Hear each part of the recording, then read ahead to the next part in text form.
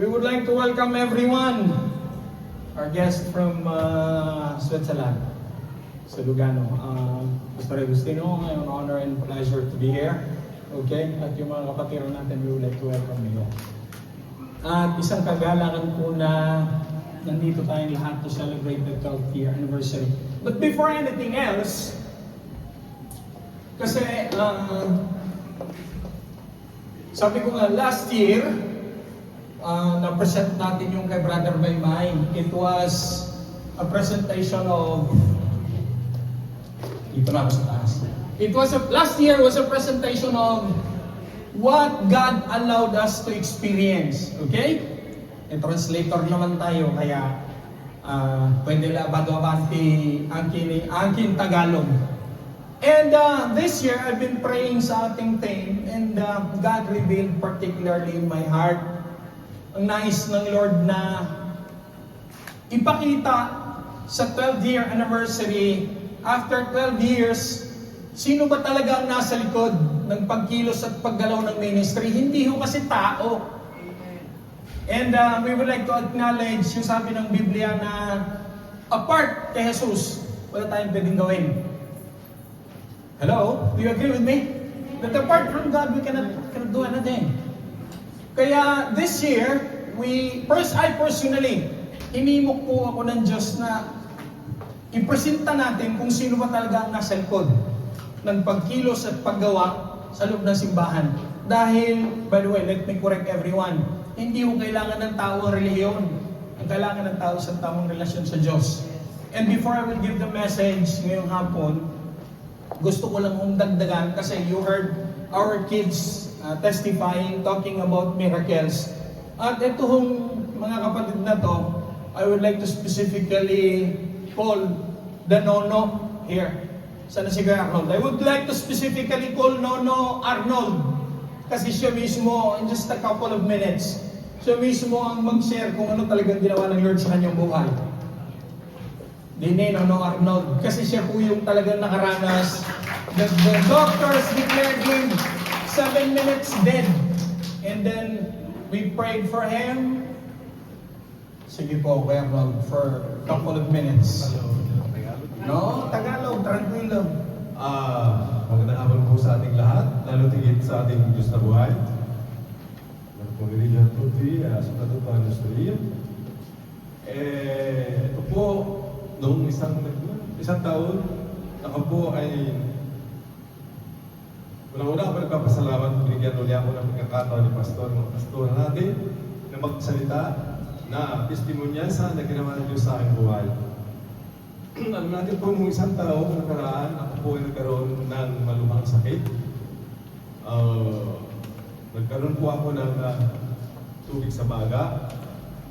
Tapos, nung maalis na yung tubig na sa baga, after 1 week, nagkaroon po ako ng hemorrhage sa loob ng katawan.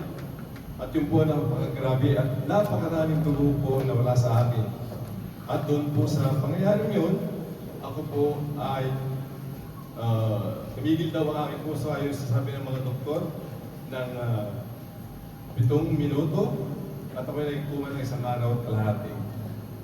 Sa tulong po ng Panginoon Diyos, noong ako po ay nasa malubhang karamdamang iyon, isang gabi, ako po hindi ko malaman kung yung nagpanaginip o totoong nangyari sa akin, na para bang may mga radiation na mga tumatama sa akin ng gabi yung mga banda ng pasado alas 12 ng gabi yun, na ang aking isang mga oras na yun ay pang yung mga dasal nating lahat, lalo din sa aking pamilya, sa aking pamilya, sa aking mga kapatid, kaibigan, pari, mga hipag, lahat, kahit din sa ating mga pastor, tumulong na po ng panalangin, si pastor, laging nasa hospital, patalo sa akin, si pastora, at yung gabing yun, naalaala ko, na yung mga tumata, parang radiation na yun sa akin, ay yung mga dasal ng buong halos mundo dahil marami din tayong papagana kung saan, sulok ng daigdig, sa Amerika o ano, parang yun ang umano sa akin. Tapos, kinabukasan medyo malakas na at lahat ng mga asistensya doon sa ospital bakit napakabilis ko daw makarecover? Kasi ako nagsimula na uli akong parang maglakad, pati yung aking mga pangangailangan sa katawan, pag-ihi, parang nag-aaral din, ganun ang nangyari sa akin. Subalit, sa ginawa ng Panginoon sa akin, ay naging mabuti na aking kalagayan. At kasi sa doktor, sabi nga ng doktor, wala nang pag-asa. Sinabi sa aking asawa, wala kaming magagawa sa iyong asawa. Subalit, pag sinabi ng Diyos, bubuhayin kita anak, bubuhayin pa rin. Talagang pinagkaloob niya ulit sa padalawang buhay. Kaya salamat sa Diyos at binigyan niya ako ng padalawang buhay. Kaya naman, nandito ako. Huwag tayong mawalan ng pag-asa, lagi magtiwala. Sabi nga sa kanyang mga salita sa 3:5-7 sa Psalm, sa Proverbs, trust to the Lord with all your heart and then lean not in your understanding. Magtiwala po tayo sa Kanya at ipakikita niya ang mga bagay na hindi natin kayang isipin. Because God is very powerful. Ngayon din po, nagpapasalamat ako sa lahat ng mga panalangin ulit. At nandito ako and I was able to have chance to praise again my family, my friends, and also my spiritual family. Thank you. Grazie mille. Okay. Isa kay Pastor Agustina, dating po mo per 10 giorni. Kasi dito sa aming spiritual family, sa mga hindi nakakaalam, 7 giorni in coma. Dito po kasi sa aming spiritual family, may asosasyon po yan sila. Si Brother Maymay declared dead 20 minutes. Si Kuya Arnold declared 7 minutes. Kaya sila ho, kailangan pa nila ng member kung sino ang gustong mga sumama. Yung mga nakaranas, pwede ho kayo magpa-member. Si Brother Maymay yung presidente. Dahil 20 minutes hong namatayan. Okay. And this only demonstrate that doctors can cure, but only God can heal. Amen? At last but not the least, ito yung kahuli-hulihang dito sa aming spiritual family. Siya po yung kahuli-hulihang nakaranas ng pagkilos ng Diyos. Because you know what? Ang inner healing and deliverance, gift lang po yan ng Lord sa ministry. Pero ang totoong kumikilos dyan, Diyos. Ang mga pastor ginagamit lang pong instrumento. And nais ko pong tawagin si Ate Mel. Siya po yung last na nakaranas ng himala ng Lord sa kanyang buhay. Ate Mel, can you share just for 3 minutes here?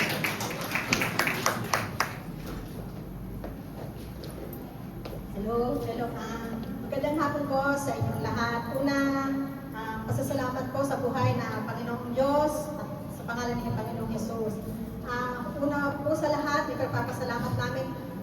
Yun pong may pamangkin po kami sa Pilipinas na sobra po siyang pasaway at wala po siyang talaga pong pinoproblema siya ng nanay namin bilang lola ng bata. So bilang kami po tatlong magkakapatid na narito, pinapadalangin po namin, wala kaming magawa, kundi inilapit po namin siya kay Rev at saka kay Pastora.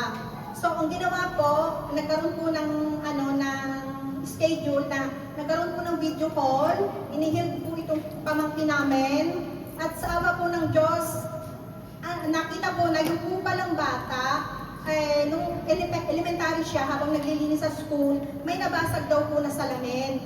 Doon sa salamin na yon, may nakita siya na itsura daw ng babae na parang hindi may paliwanag. So yung bad spirit, sumabi po pala doon sa pamangkin namin. Kaya yon ang naging resulta ng kanyang pagwawala. Wala po siya sa sarili.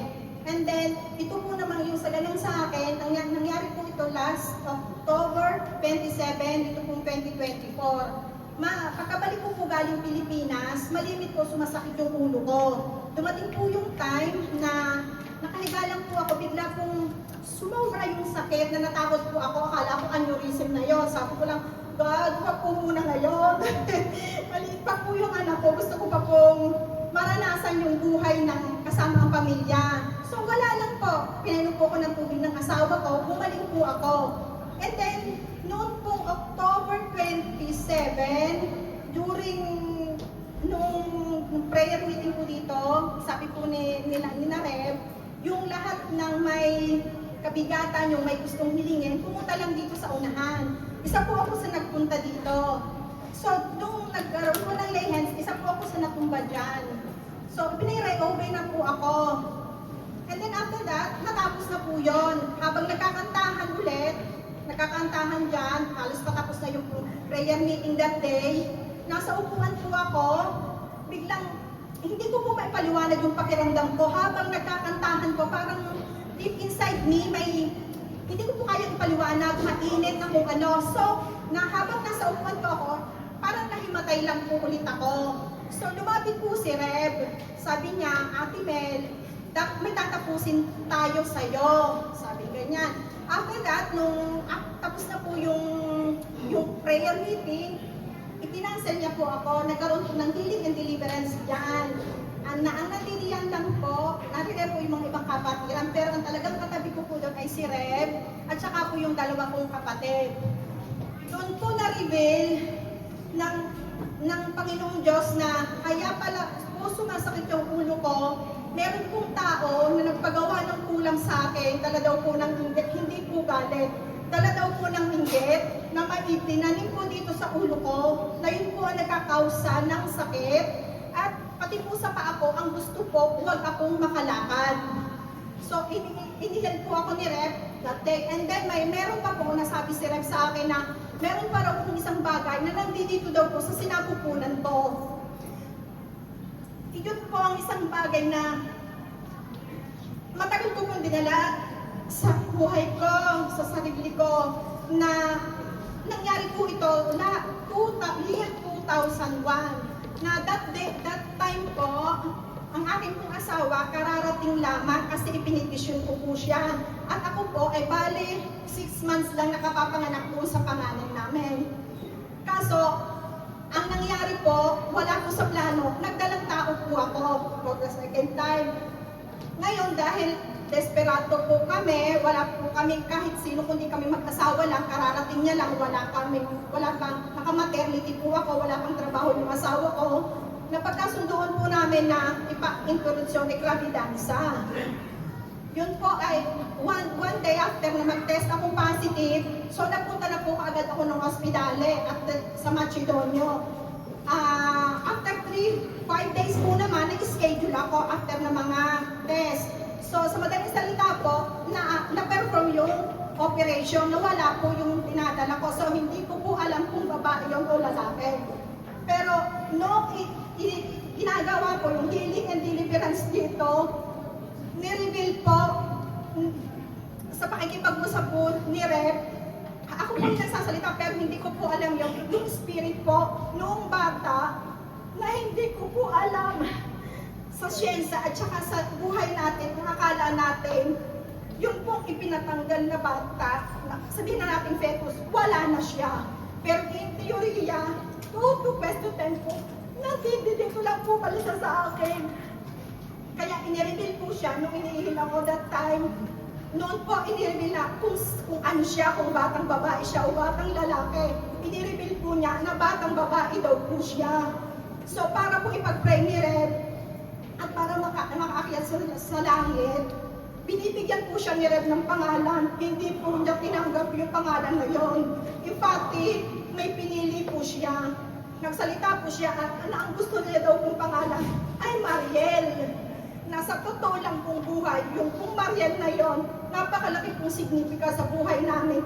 Nung pa po mag-boyfriend at girlfriend pa lang kami na napangasawa ko, yun na po ang tawagan namin sa mga love letters. Talaga po ang signature at sa mga cards, Mariel po lagi ang ginagamit namin. Mariel.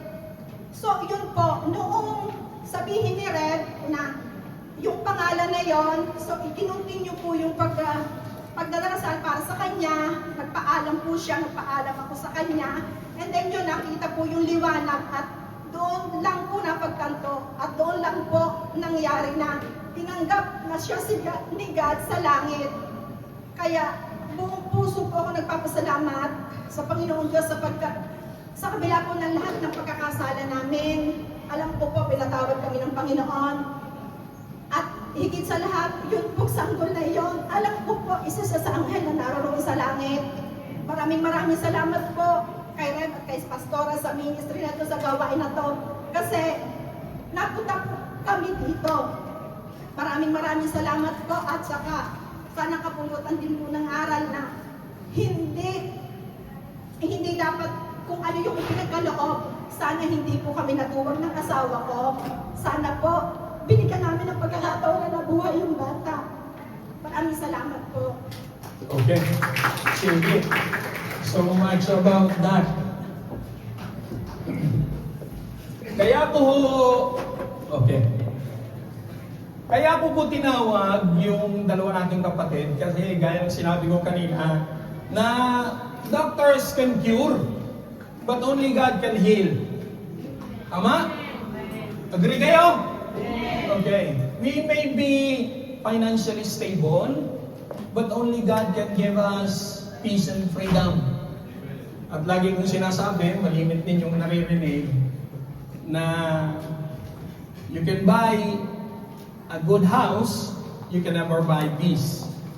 Pwede mong punuin ang iyong refrigerator ng maraming masasarap na pagkain, pero ang gana ng pagkain hindi ho nabibili yan. Amen? At gana sinabi ko sa inyo that God revealed in my heart na ang nais namin i-introduce dito at ngayon 12th year anniversary, ang nais namin ipakita hindi yung ministry, kundi yung Diyos na nasa loob ng ministry.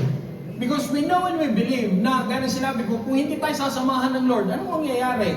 Lahat ng gagawin natin sa loob ng ministry will only be rituals. Hello? Pronto? At ang nais namin, kami in particular mga pastor, na hindi lang yung marinig ninyo ang salita ng Diyos, kundi lalo tigit, maranasan ninyo ang kapangyarihan ng Diyos. Amen? At ngayong hapon, okay, sige, bago tayo mag-aaral, I would like to invite everyone. Can we all close our eyes and bow down our heads so we will pray? We will ask for the guidance. Father in heaven, in the mighty name of your Son Jesus and by the power of the Holy Spirit, we humbly beg for your presence. Lord, bless your word that will be preached in our midst. Bless the lives of each and every one of us. Prepare our hearts, prepare our minds to receive your word.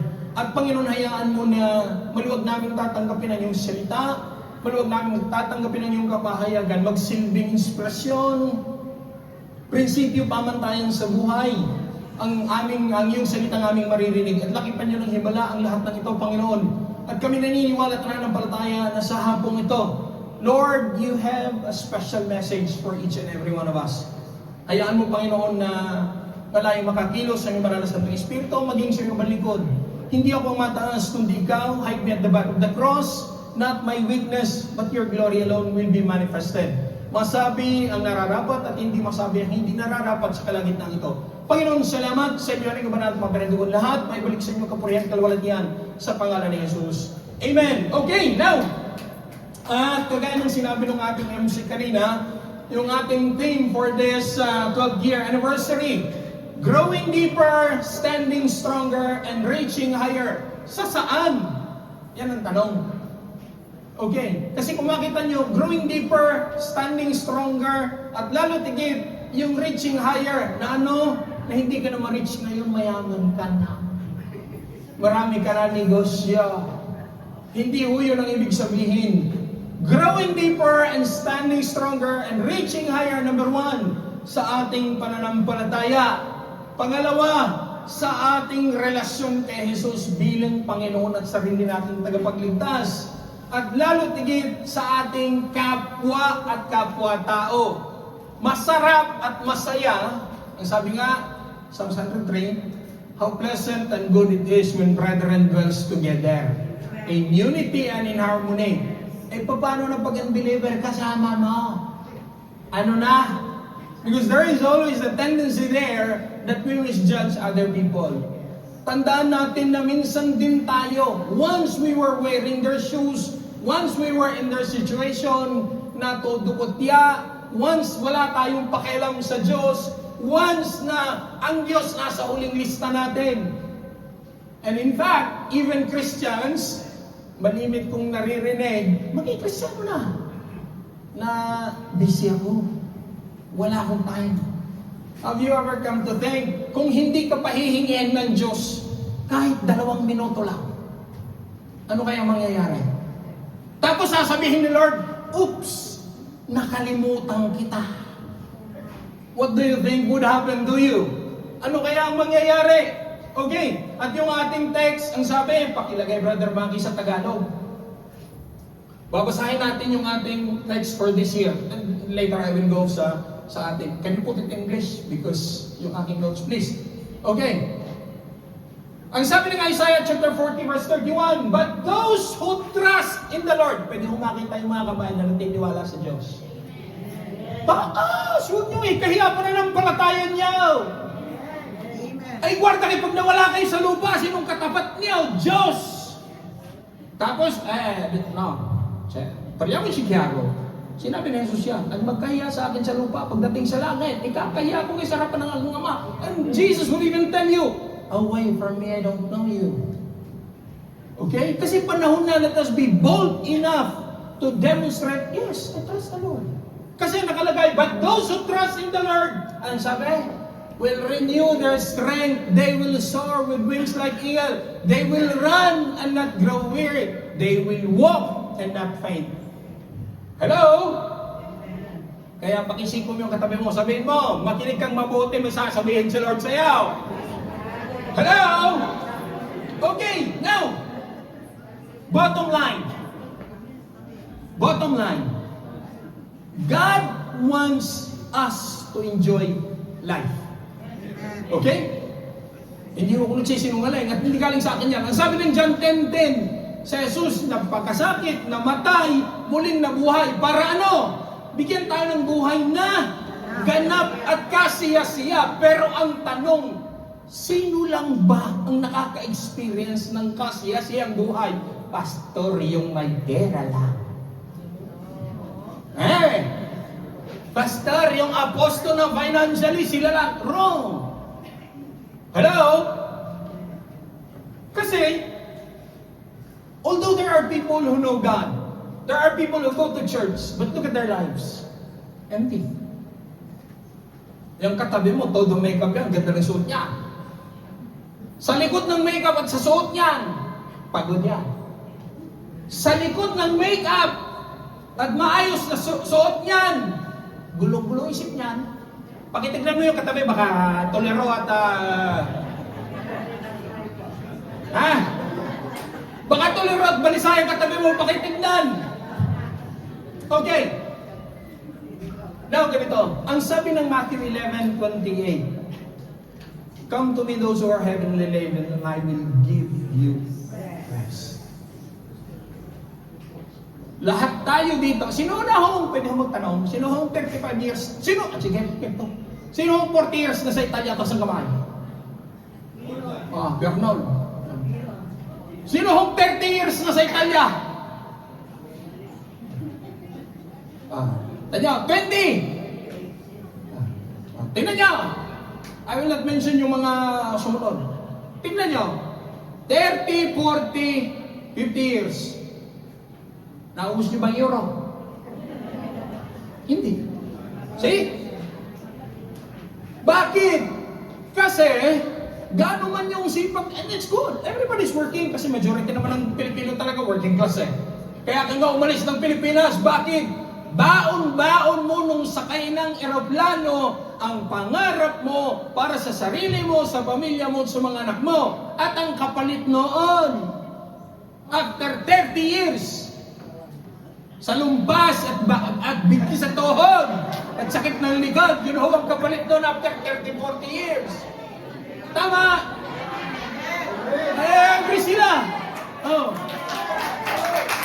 Yan ho ang realidad ng buhay natin dito. I cannot talk less about it. That's life's reality here in Italy. At tingnan nyo, ang kasawi ang palad ganito. Yung iba hong 30 taon na sa Italia. Hindi ko naman sila sinisisi and I won't misjudge them. Yung mga nahuhulog sa bisyo, yung mga nagkakaroon ng broken family. Kukwentahin after 30 years, kahit isang pasong lupa sa Pilipinas, walang nabili. Tumawa si Brad. Makilala yata ito eh. Kahit isang paso, walang nabili. Why? Kasi ang reason sa akin, Pastor, pinag-aral ko ng aking mga anak.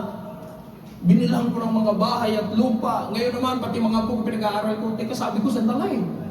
Pati ba mga apo, responsibilidad mo? Kaya nga, pinag-aaral mo ang mga magulang para magkaroon ng buhay na maayos. Tapos sila lang tutustos sa kanilang mga anak. Bakit pati mga apo? Babalikatin mo. It's not anymore part of your responsibility. And I'm always telling, every time saan ako iniimbitahan. Kasi dito sa church, we also have, meron nung kaming seminar about financial literacy. I'm always talking about sa mga kapatiran. Huwag mong ilalahat sa Pilipinas, magtira ka sa sarili mo. Umiiyak ka. Kawawa yung mga anak ko may kinakain kaya. Kapapadala mo lang brand ng 1.5, magtatanong ka pag may kakain ng anak mo. Tapos ikaw dito, nagtitiis ka sa panino. Oh. Bulagong nalit na nga yung lana mo, hindi mo mapalitan, nanghihinayang ka. See? Kaya lagi mong sinasabi, magtira ka sa sarili mo, hindi masama yun. Kasi alam nyo, ganito, and I want to jump sa message. Maraming tao, maraming pera. Pero kung sino pa yung maraming pera, sila pa yung malimit na kulang sila sa kapayapaan. Sila pa yung, kami si Vichy Italiano, perturbato, Teresian, justo. Sila pa yung disturbed, sila yung preoccupied, sila yung tolerable-isa. Bakit? Nanghihinayang na yung pinundar nila mawala. Pero teka, matanong ko nga kayong lahat na nandito, saan ba talaga natatagpuan ng tunay na kapayapaan? Where does rest and true peace can be found? Sa dami ng pera. Sa dami ng pera. Mo? Bakit? Ikaw, bakit sinabi mo? 1 taon na lang talaga ako sa Italia. Brad, sister, lumipas na ang 5 taon, nandito ka pa rin. You've been telling that to yourself a long time ago. Pastor, mapatapos ko lang yung aking bunso, uwi na ako. Bago patay. Tapos na yung apo mo, nandito ka pa. Talaga, pastor, uwi na ako. No, ganito yan. Kasi, sabi ko nga gusto kong, kasi ako, yung mga hindi nakakilala, pag ako kasi nagturo, gusto ko tera-tera Yung realidad ng buhay, pag-usapan natin. Tingnan nyo, maraming tao, marami sila investment, marami sila pera, but they lack peace. They lack rest. Kailangan nila ng pahinga. Now, dito sa aking kodigo, ano ba talaga ang evidence signs? Kaya mamaya tignan mo ulit, i-evaluate mo sarili mo, tapos tignan mo yung katabi mo. What are the evidence signs that the person really needs peace? Una, when we constantly and regularly grip with fear, kapag napuno ng pag-aalala ang puso. First thing, he lost peace. Hindi na makatulog. Hindi na makakain. Hirap nang magtrabaho.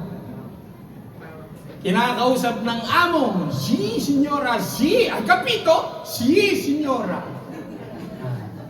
Naalala, sila, kayo narinig nyo na, sila hindi pa Kaya kwento ko sa inyo yung isang kapatid. Kasi nagtatrabaho siyang part-timer. Ang takin nyo may makirang plancha dito? Ay, tinanong ko, sabi ko, sister, ano nangyari sa mukha mo? Pastor, kasi namamlansya ako, nag-ring ang telepono, akala ko pastor telepono, yung pala plancha. Naiangat ko. Ay, sabi ko, bakit dalawa? Meron pa sa kabila. Pastor, tumawag uli And that's one of those signs that the person, may anxiety sa puso yan. You may be smiling, you may be laughing, pero yung katabi mo, ba't ka di makatulog sa gabi yan? Now, ano ba pangalawa? When we live in the pains and hurts to our past, kapag namuhay na o namumuhay pa rin sa nakaraan, kaya nga may inner healing ang ginagawa sa inner healing, lahat ng past isusuko sa Lord. Ako sabi ko nga, nung pinag-pray ko si Ate Mel, malay ko ba dyan kung mga nangyayari dyan? The first time I met her, basta pag-pray niyo ako, bakit? Masakit ang ulo ko, sabi ko naman, si mag-therapy, pinag-pray nila yan, and so on, and everything. At ganun ng Lord, kaya nga sabi ko sa inyo the doctors can cure, but only God can heal. Amen? Do you agree with that? Sige, palakpakan natin ang Lord. Kaya, sabihin mo sa katabi mo, hirap kang mag-move on, ano? Kasi bakit? Namumuhay sa nakaraan. Sabihin mo sa katabi mo, siya let go na. Why? Nalilimitahan ang potential mo. Bakit kaya binigyan ka ng Lord ng gift? Binigyan ka pa ng Lord ng talent? Nalilimitahan ang fulfillment ng plano ng Diyos sa buhay mo. Bakit? You allow pains and hurts in the past na harangan ang nais ng Diyos na maranasan mo. God wants you to live a life. Ano sabi? Buhay na ganap at kasiya-siya. Pastor, talagang hindi ko makalimutan. Hindi nangyari. Bakit? 7 years ago na. Sus, Panginoon ko. Grade 1 na yun. Let go. Hello? Kaya kung minsan, nawawala ang peace, nawawala ang ating, kumbaga, ano ba term doon? Nawawala yung ating kapanatagan. At di ko naman sinasabing, porque Christian ka, it would not be a guarantee that you will not face troubles and trials in life. Magkaiba ang buhay na walang Diyos at buhay na may natatawagan kang Diyos. Amen. Hello? Bakit? Kasi, i-discuss natin yung Matthew 11:28. Now, at ang last nito, ang sabi, when there is hopelessness, kapag nawawala na ng pag-asa, alam niyo ba bakit may mga tumatalon sa metra? Ha? Sa doon mo may tumalon. Tapos ikaw nagwawala ka. Blokado na naman ng metra. Maghunos, delay ka. Ikaw hindi ka lang nakapasok sa trabaho. O yung tao talagang pumasok sa release ng train. See? Once hopelessness, alam nyo may kwento dyan na dapat sa ating mananampalataya, yung kawalan ng pag-asa, yun ang dapat na huling nawawala. Kasi hanggat buhay ka, may pag-asa. Kapigin mo katabi mo, hanggat buhay ka, may pag-asa.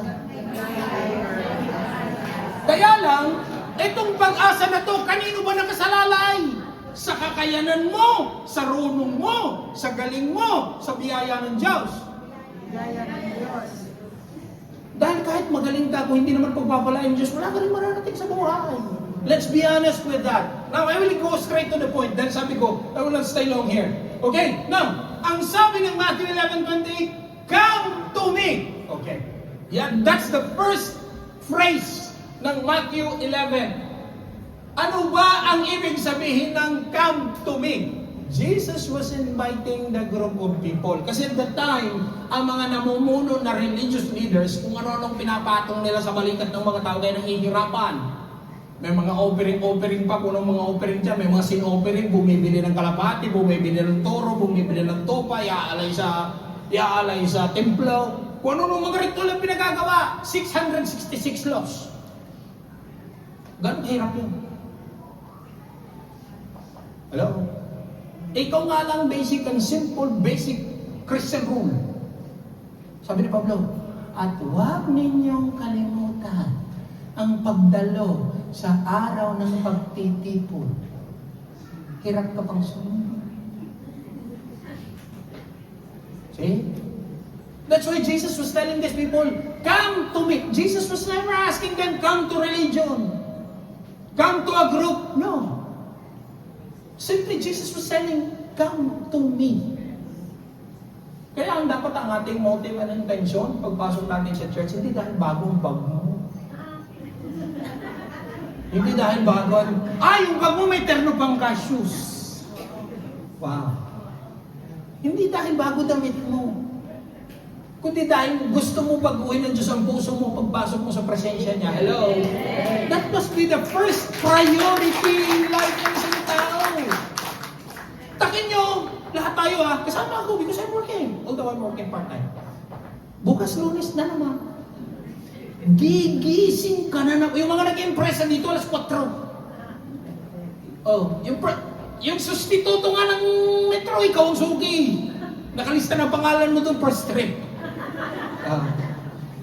Tapos sa gabi, ikaw rin yung last ng pasahero. See? Come to think of it. Sabi ko, yung mga 30 years na dito, for the last 30 years, you've been doing that in your life? How boring it is. Tandaan natin, ha? You don't just to live. You don't just live to work. Dinesign ka ng Diyos, hindi lang para magtrabaho at kumita. Ay, pag-isikot mo katabi, narinig mo yun. Nilikha ka ng Diyos, hindi nga lang para magtrabaho at kumita ng pera. Kaya sabi ko sa inyo kanina, without doing damage to insult, without adding insult to damage. Ala kayo. Without adding injury to insult. Anong sabi ko sa inyo? Tayo nilikha ng Diyos, hindi lang para kumita ng pera. Lagyan naman natin ng meaning ang buhay. Hello! Sige, palakpakan nyo. Kasi ang gusto namin i-introduce sa bawat isa, Christians and non-Christians alike, only in God's hands can we find true rest. Amen. Oh, ito, ganito. Ang sabi ni Jesus, come to me. Hindi sinabi ni Jesus, pumunta ka sa barko. At doon ka makakakita ng rest. Tapos mag-uwi mo siya kami. Tama rin. Anong habunan natin yan? Okay? Okay? No, because, yun lang, ganito. Sa dami kong mga nakausap na tao, sa dami kong mga nakaunsilan, they find one striking reason for me. Pastor, pampalit lang yan sa, pampalubag-loob lang, Pastor. Pampawala sa lungkot, pampawala sa homesick. You cannot really find your rest, seeking rest in those things. You're adding insult to injury pag ganyan na ginawa mo sa buhay mo, brad. Kaya nga kami dito, glory to God. Tuwing Sabado prayer meeting, papasok dyan sa loob ng church, yung iba, hilahod na. Kaya kami dito nagkakaintindihan. Kaya pag Sabado, pag hindi kami natin, okay lang. Probably share a bad week sa amo. O probably na pagalitan. O probably na pagutusan. It's okay. Kaya tayo nagkakaintindihan. Pero ang tunay na kapahingahan, ang sabi ni Jesus, come to me. Jesus was not telling anyone, come to religion. Because otherwise, if Jesus was explicitly telling and asking people to come to religion, di wala siyang pinagkaiba sa mga Pariseo. Hello? Kaya nga kami, ako in particular, kami bilang pastor, lagi namin ginigit sa mananampalataya. Ang nais namin, brad, hindi o sister, hindi lang tanggapin mo si Jesus bilang Panginoon at sariling tagapagligtas. Bakit? May hinandang mas maganda ang Diyos dyan sa iyo. And to mention a few, Ate Mel was one of those. At hindi lang, tita dami. Siya tinordi, to mention. Karamihan dito na minister na, glory to God. At pati nga hindi kasama sa aming spiritual family, pumupunta dito, miniminister namin, fine. We secretly minister them. Hindi nyo sila nakita dahil ayaw namin ipakita. It's okay. Pastor, pwede ho kasi nahihiya ako. Go! Tapos pagkatapos namin pinag-pray, pinagaling ng Lord, pinalaya. Bumalik ka sa ministry mo, maglingkod ka, makiayos ka sa pastor mo, kausapin mo mga tao doon. Be at peace with them. Why? God intends you to live a life ganap at kasi-kasi. Paano bang mamumuhay ka sa sama ng loob? Hello? Kaya nga sabi ko sa asawa ko, Amore, I'm too old to hold grudges in my heart. Kasi nung nakaraang buwan, nag-birthday ako, 45. Glory to God. Sabi ng anak ko, Papa, dumani nung please kambiyarin nung biriyan. Kaya sabi ko, I'm too old to hold grudges in my heart. Masyado na akong matanda para mag-kim-kim pa ng sama ng loob. Para magalit pa. Ako naintindi. I will give you a testimony, another testimony. Nakilala ako, mag-asawa sila. They are very, very rich. Kaya ako nasabing very, very rich. Ang bahay, Bilya. May bahay sa Milano, may bahay sa Mare, may Bilya sa Parigi. Sa Normandia, may bilya din sila. Kaya ako nasabing they're rich. Mayati kaya sila. Last year, ang husband bumili ng Mercedes. 140,000 euro. Pero alam niyo, ang nakita ko ganito, ako, dinisare ko rin sana all. Pero isa nakita ko kahit pala gano'ng kagayaman, pag sinabi ng Lord, oh, tapos na. Sabi ng Lord, finito. Awalan. Alam niyo, a couple of months ago, nag-birthday yung babae. Narigaluhan siya ng necklace, 20,000. Diamond na pena. Sabi ko, wow. Mayaman talaga sila, as in. Ang mga anak, Audi ang mga minamaneho. They have money. Pero doon ko naintindihan na, sabi ko, minsan napapansin ko sila, kahit pala marami kang pera, marami ka rin problema, no? Kaya sabihin mo sa katabi mo, kaya hindi garante ang maraming pera na walang problema. Kaya sabi ko tuloy, nung umuwi ako, sabi ko sa Lord, Panginoon, kahit na hindi ako mayaman sa pera, mayaman ako sa kapayapaan. Tabi niya ako, mga anak ko aposto, ang aking muli aposto, ame ba benegusin? Kasi piyudi ko, sino pang hilingin mo? Hello? Alam ko lahat naman tayo nagdidisari yung maman Kaya ka nga nagsisipag, kaya ka nga nagtatrabaho. Kaya lang ang tanong ko, kung ipapalit mo naman yung pagiging mayaman mo at pagkamit mo ng maraming salapi sa kapahingahan at kapayapaan, useless din. Just a week ago, ang muli namatay. Yung kilala kong mag-asawang mayaman, wala, iwan din lahat. See? A simple oak casket. Yun ang ultimong hinigaan niya, basta. Because I was there. Nakita ko ni walang takin mo, may diamond, blue diamond ring with 25K. Nakapatek Philip ang relo. As in, mayaman talaga. Pero nakakita ko nung namatay, hindi ka sa casket. Nothing. Bakit? Sabi ng Biblia, tao, hubad ka pumasok sa mundong ito, hubad ka maalis dito. Kaya ang atin ang pagsikapan natin na sa araw-araw na buhay na binigay ng Diyos sa atin, magudi natin. Sabi mo sa katabi mo, narinig mo yun? Hello? Kaya ko lagi ko sinasabi sa mga anak ko, hihingi ang anak ko, papa, kasi glory to God, yung bunso na lang ang kasama namin, yung panganay, ganyan talaga. Pag nagtrabaho, nagprofessional na, kanya-kanya ng lakad. Ako lagi ko sinasabi sa kabunso, anak, makontento ka kung binibigay ng Lord. Bagkos magpasalamat ka. Every time na nagmamaktol siya, inukwento ko ang aking pinagdaanan ng ako'y bata. When I was 8 years old, yan o, tatay ni Atenay. Kulaksyon Sabi ko, gigising ka na lang, magmamaktol ka. Magbukas ka ng frigo, may gatas, may brioche kumpleto, may cereal pa. Nagmamaktol ka ba? When I was a kid at your age, I was going out at the farm. Sisilip-silip ka sa puno ng saging kung alin doon, pwede mo lang isasain. Hello? That's how I grew up. At hindi ko kinahihiya yan. Because I was telling my son, you value everything that God had entrusted upon you. That's the message there. Hello? Kaya tingnan nyo, karami mong pera. Karamihan sa atin dito, glory to God. Hindi ko minamasama ang pagiging mayaman. Salamat dahil ang karamihan sa inyo, may mga 4 story, 5 story ng mga bahay sa Pilipinas. After 30 years, hindi ka na makakit sa tugtog. Ay bakit? Ay maganang tuhod Ay magpapagawa ko ng isang camera sa baba. Para sa gagawin kong servant's quarter. Vera la fine, after 30 years, hindi servant ang nakatira, ikaw. Hindi ka na makapanhik sa hagdan. Bumili ka ng bagong sasakyan, you can even drive. May rayuman na you hire a driver. Kaya kita mo, you enjoy only half of what life is meant to be yours. Hello?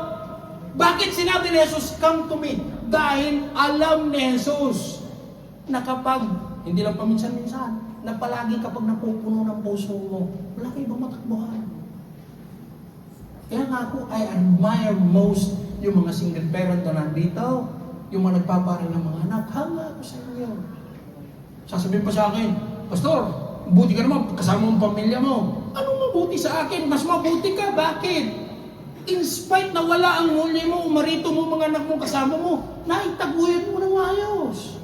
Alam mo bang plus factor sa'yo yan? Hello? Kaya lagi natin in-encourage sa mga kapatiran, pagod ka, lumapit ka sa Diyos. At ito, may mga pastor tayong mga kasama, nandiyan si Pastor Pat.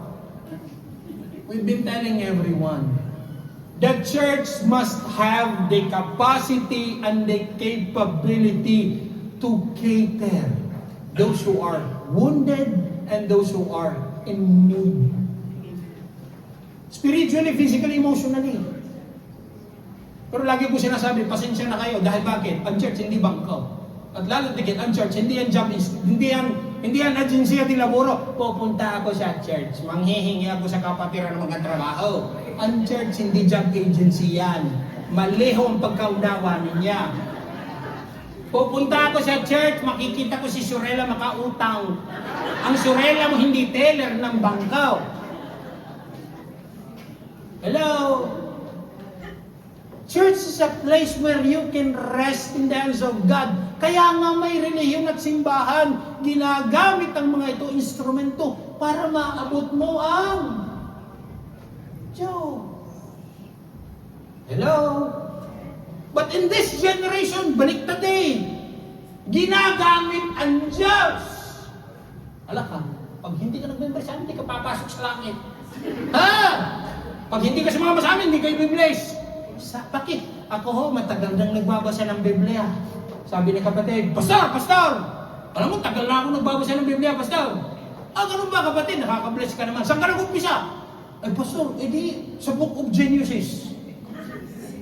Saan ka nagtapos kapatid? Edi, Pastor, sa Book of Revolution. Nabasa mo nga ang Biblia. Never stated in the Bible. Because a religion can never be a guarantee of our salvation. Hello? Ang bukod-tanging garansya sa kaligtasan ay ang pagtanggap kay Jesus bilang Panginoon sa ating kapagligtas. Wala nang iba. Hello? Can we clap for that? Now, ang sabi dito, come to me. Okay, this is a personal invitation of the Lord. Come to me. Hello? Yung mga first time na nandito, bakit hindi aksidenteng nakarating kayo dito? Pastor, pinagbigyan ko lang nag-iimbita, nakakaya naman. Kaya ako nahihingi ng tulong, Pastor, laging nandyan. Ngayon nag-iimbita, hindi ko naman pahindihan.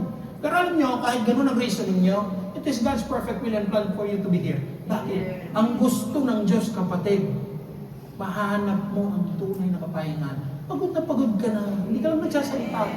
O di ka, pag nag-iisa ka sa trabaho, magpukal ang amo mo, saka mo binabarata ng iya.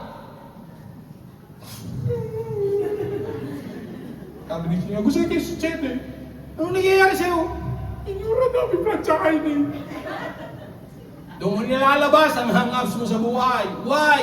Pigang-piga ka na kapatid. Ang problema, you have nobody to run to. That's the problem there. Alam niyo yung mga taong nahulog sa misyon, hindi ko sila masisi. Pastor, pangaliw lang, pangalis sa problema. Pag nalasing, hindi ka nalis sa problema. Sakit ng ulo na babala mo. Sa umpisa, pang-aliw. Hindi mo napapansin ang sarili mo? Bisyo na. Hinahanap na ng katawan mo. That's not good for you. Tapos, Pastor, duman naman ako sa sugalan, pang-aliw lang. Aliw pa ba yung natalo ka ng 1.5? Hindi na pang-aliw yan. At hindi ko kayo pwedeng sisihin, hindi ko alam ang pinagdadaanan nyo eh. But one thing's for sure, kailangan mo ng pahinga, bigat na bigat ka na. And to mention, problema dito, detalla. Problema pa sa Pilipinas. Problema pa sa mga anak. Makatagpo ka pa ng maritong pasaway. Naka. Mabait lang pag natutulog. Pati nga, Pastor, tulog. Hindi. Bakit eh? Kung makahilig, akala mo, barko. See? And Jesus was inviting these people, come to church. Come to church. No, come to me.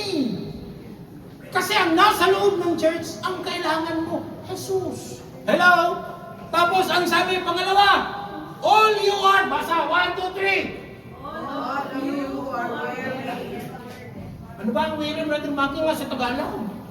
Kasi, lahat kayo at let's be honest to ourselves. Sino ang nabibigatan dito napapagal? Walang nagtaas ng kamay. Ako lang. Oh. Accepting na ikay nahihirapan, napapagal at nabibigatan, hindi po yan kaduwagan. Bagkus it is a personal admission na ano? Na mahina ka? Hindi. Na ano? Sabihin mo sa katabi mo, na kailangan mo ang Diyos. Hello? Kaya ako, kami tuwing nagme-minister, kami lagi namin in-introduce ang Lord. Lagi namin sinasabi, sister, ang kikilos dito, Lord, hindi kami. Instrumento lang kami. Kasi kahit paliguan kita ng 1 litrong oliva extra virgin kung hindi ka naniniwala at nananampalataya, walang nangyayari sa iyo. Dahil ang totoong magme-minister sa puso mo, sa buo mong pagkatao, ang Lord, hindi kami. We are but simple instruments. Kaya lagi kong rule na sinasabi sa mini-minister namin, okay, what we say, what we hear, leave it here. Pinalayaan na. Hindi ito basta. Hindi na natin para pag-usapan. Ang lagi ko na lang sinasabi, magpatotoo ka. Ikwento mo sa Lord kung anong ginawa ng Lord sa iyo. Ay, gusto mo nakakaya. Bakit? At least nakita ng tao what was you before and what you're not. Otherwise, walang changes. Hello? Hello? Nandiyan pa ba kayo? Amen. Sige nga, bumalakpak ang mga inaantok. Yan marami. Ang sabi, sige, so much about that.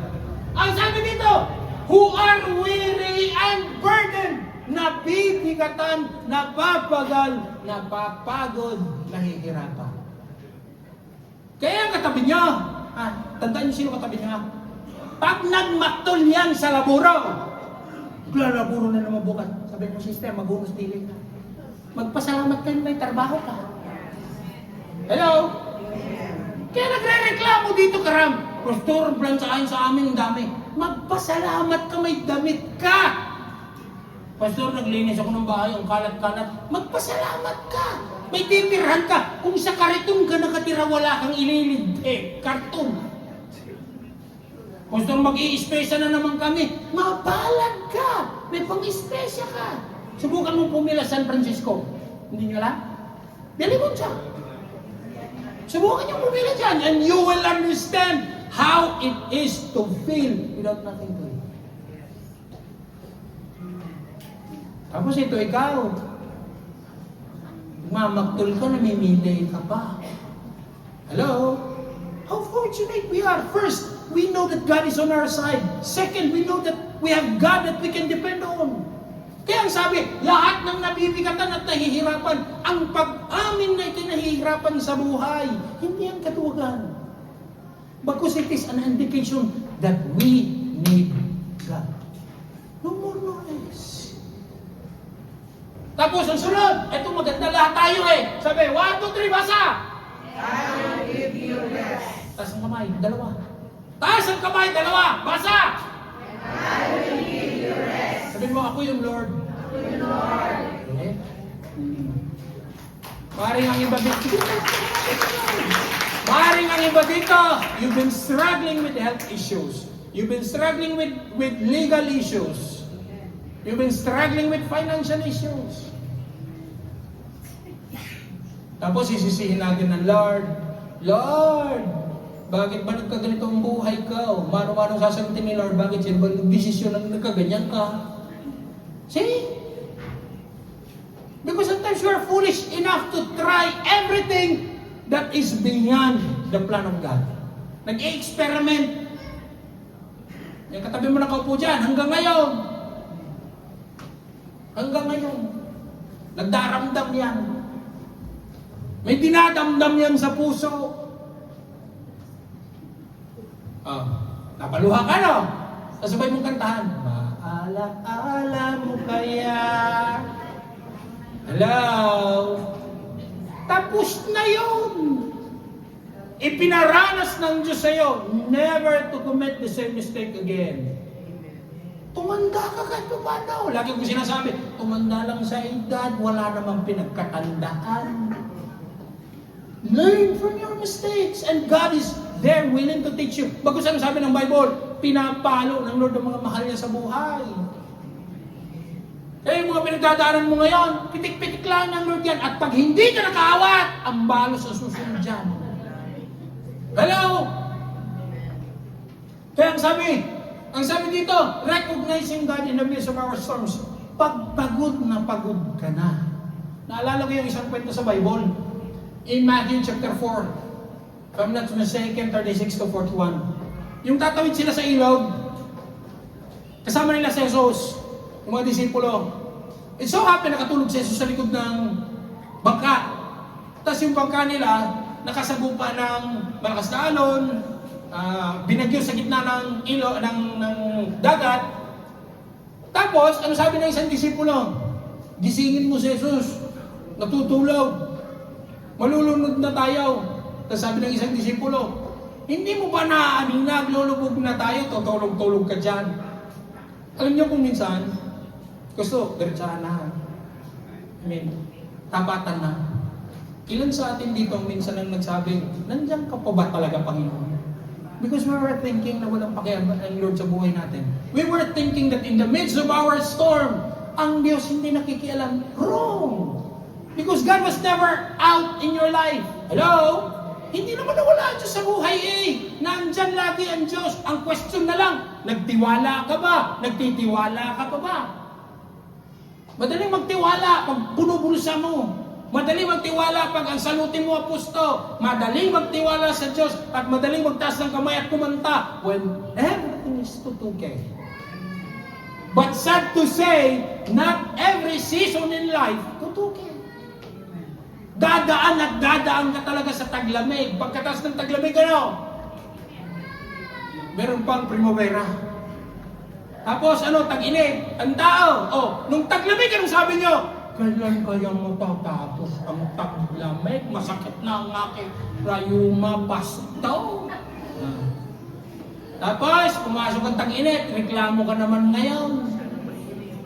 Ang daming lamok, ang init. Ano ba talagang gusto niyo?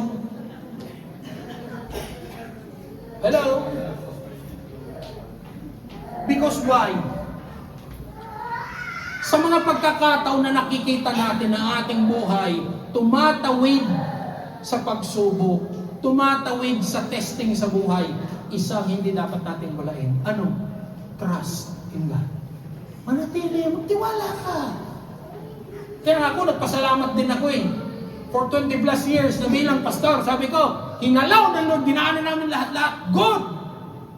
After all, sabi ko, Lord, salamat sa privilege. Ako nakatayo pa rin. Kukunti na nga lang ang buhok. Sabi ko, salamat Lord. May buhok pa. Yung iba kong mga kapatiran, wala na talagang buhok. Pero sabi sa akin, Pastor, namamuti ng buhok mo. Gustuhin ko ng mamuti, sister, may kukulayan. Pero pag wala ng buhok, wala ka ng kukulayan. Because why? It's part of life. Whether you like it or not, you have to pass through this. Hello? Pero ang itatanong na lang natin, ano ba season ng buhay? Nakatayo pa rin ba pananampalataya mo? Ano bang season ng buhay? Nagtitiwala ka pa rin ba sa Lord? Kasi ngayong hapon, sabi ko nga, marami sa atin dito, nakangiti. Pero pagod na yan. Titignan mo yung tsura na. So both shoulders are sagging. Why? Kapatong dito, katakot-takot na responsibilidad. Kaya isa ho ang nais kong hikayatin sa bawat isa sa atin ngayong hapon. Ang nais ng Diyos. Kung ikaw may nawala, nalaglag, bumalik ka sa kamay ng Diyos. Kasi lagi ko sinasabi, wala akong taong nakitang nagpaka-Diyos na napasama. Bagkus ang dami kong nakitang tao, nasa kamay na ng Diyos, umalis pa. Kaya doon nagkakagulo eh. Kung ikaw man ay naligaw, balik sa Lord. God is inviting us once again. Come back to me. Kasi ngayong hapon, ang nais ng Lord, as we continue life, kasi yung atin namang pag-asa sa pananampalataya, hindi naman ang realization niyan wala sa lupa. Once we are gone sa lupa, saka yung realization at saka yung validity ng ating salvation, saka lang natin makakamta. Ang sabi ng John 3:16, ang sino mang, ang sabi ng John 3:16, for God so loved the world that He gave His only begotten Son, whosoever believe in Him will not perish but have everlasting life. Gusto nyo ng everlasting life? Oh, lahat kayo nag-amen. Pero alam nyo ba anong qualification for you to have everlasting life? Eh? Ay? Mamatay ka muna.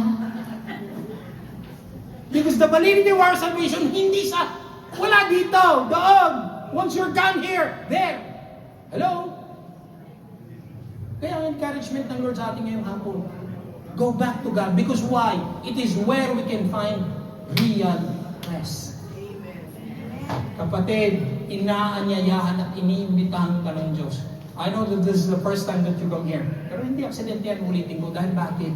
Nananawagan ng Diyos, kumakatok sa puso mo. Pagod ka na.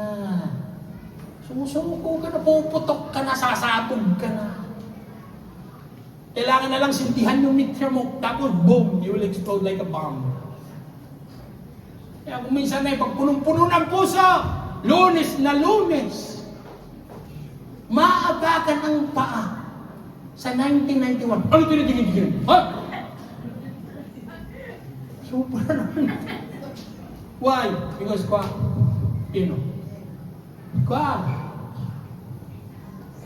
akala mo, insalata lang naghahalo-halo, pati pala iniisip ng tao, ano? I was thinking really, na isa lang ang akala ko yung dolce nating mga Pilipino na halo-halo. Akala ko yun ng halo-halo pati pala iniisip ng tao, halo-halo din. Kaya kung minsan kinakausap mo, naintindihan mo, opo, nakatingin sa'yo yan, pero tagusan ng tingin. Sige na, yari na tayo. Kaya ngayong hapon, lahat tayo, hinihikayat ng Lord. Go back to the hands of God. Because why? Only there we can find real peace. Ano? Bakit naranasan namin? Gusto rin namin maranasan ninyo. Naranasan ng karamihan sa atin dito. Yung mga first-timers, we want you to experience the peace and the rest that God gives. Wala akong bayad yan. Isa lang ang requirement, tanggapin mo lang si Jesus. Yung sinabi ni Jesus, come to me! Lumapit ka lang. Basta. Niente di più, niente di meno. Hindi naman sinasabi ng Lord, lumapit ka dito pag righteous ka, lumapit ka dito pag wala kang kasalanan. Sino bang walang kasalanan? Nasang kamay? Hindi wala. Lahat naman tayo eh. Hello? Kaya ngayong hapon, God is encouraging us. Bigyan mo naman ng panahon. Sikuhin mo nga katabi mo, bigyan mo naman panahon si Lord.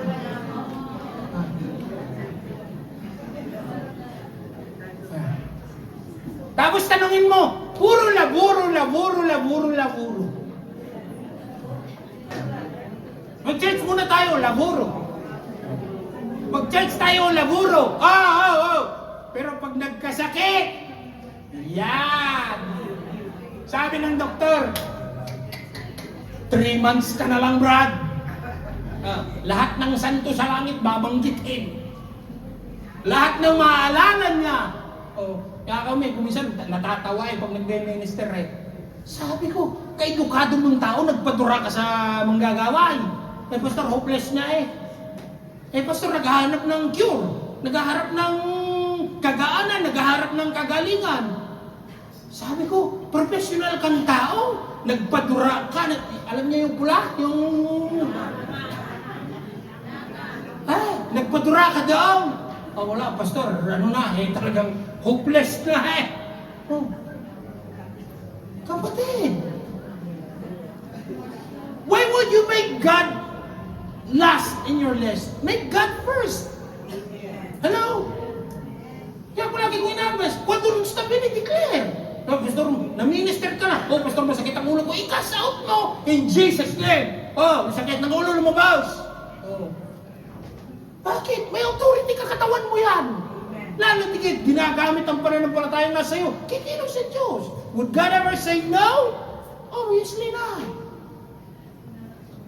Hello? Kaya mulit-muli, inaanyayahan ko ang bawat isa ngayong hapon. Christians and non-Christians alike. Maging kung mga kapatid nating mga mananampalataya, once again, we're encouraging you. Yung ating text, Brother Matthew, pakilagay. And I will close with that. Let us continuously grow. Ang sabi? Stronger?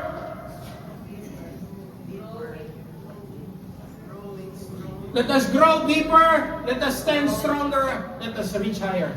Ang sinasabing grow deeper sa ating pananampalataya, sa ating relasyon sa Diyos. Yung sinasabing standing stronger. Kung dati, sa kunting kalam ng problema, tumba.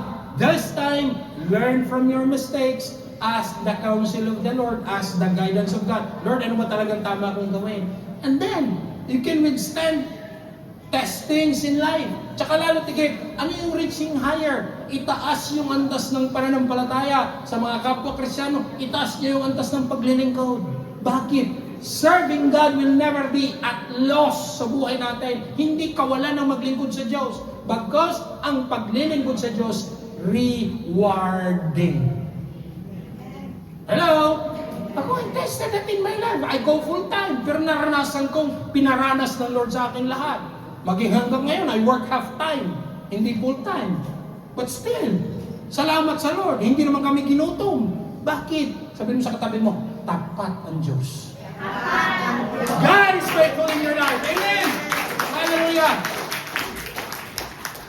Kaya lahat dito nang nangangailangan ng kapahingan at kapayapaan tayo.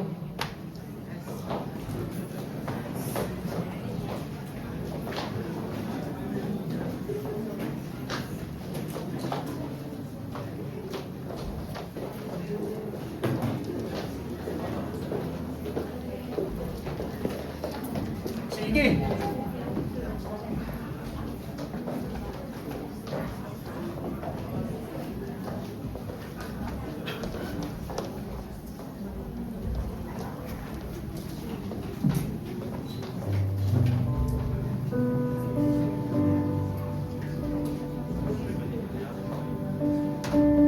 Okay.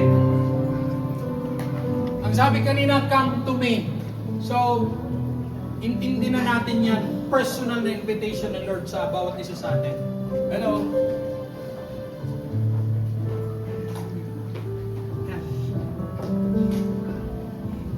Come to me. This is a personal invitation of the Lord. Lalo tingit yung mga ngayon lang nakadalo. This is an invitation for you. Hindi para pumasok sa reliyon, kundi tanggapin si Jesus bilang Panginoon sa rin tagapagligtas. Kaya ho'y inaanyayahan, kumbaga, those who need not only peace, not only rest, pero yung gustong lumapit sa Lord. I would like to invite you to stand here sa unahan. Kasi ang Lord hindi naman nagtatangi. Hello? Sige. Can we all close our eyes and bow down our heads? Sige. Everybody close our eyes. Bow down our heads. Hallelujah.